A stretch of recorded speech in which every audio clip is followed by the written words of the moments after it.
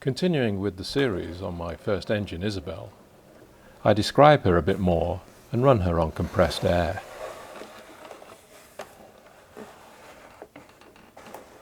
I find all engines very pretty, especially tank engines. I don't know why they're my favourites, but they are. Another interesting part of the locomotive, which all roundhouse locomotives have, and I fitted to this too because I put roundhouse wheels on, is the adjustable gauge. You can adjust it to 45 millimeters, which is gauge 1, or you can adjust it to, which is set at the moment, is 32 millimeters wide, which is the SM32 gauge, or 16 millimeters to the foot, this representing 2-foot gauge locomotives. Other features I did, this tank at the top here, which I mentioned, which is removable for collecting.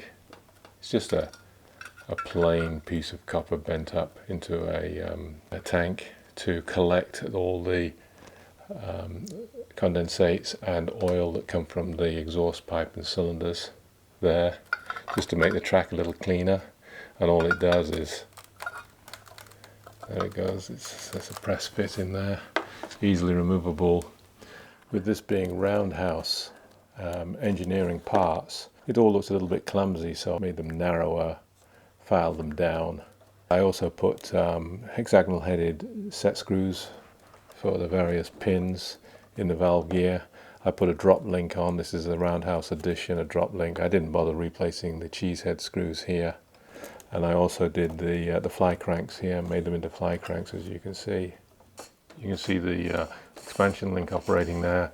And you also notice I don't go to the full ends of the expansion link, because I found actually on these roundhouse expansion links, certainly these older ones, they were a little bit too long, and the valve fork here would be into the gland at the end there.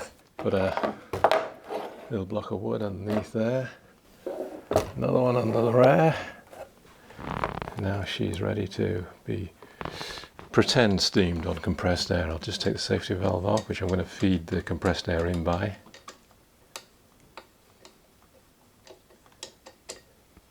I'll switch the engine on, and I'll switch on the radio control. Now, get the old compressor going.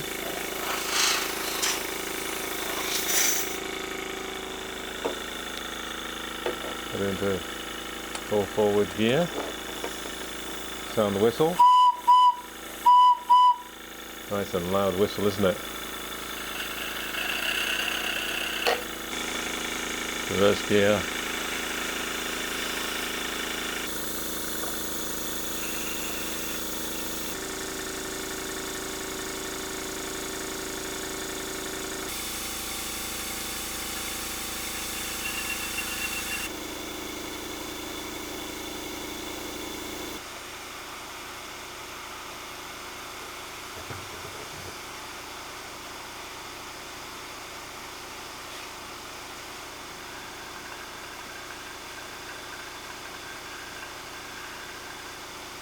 Another thing it has, which I wouldn't do if I made it again this time, is you'll see it's got missing flanges on these wheels.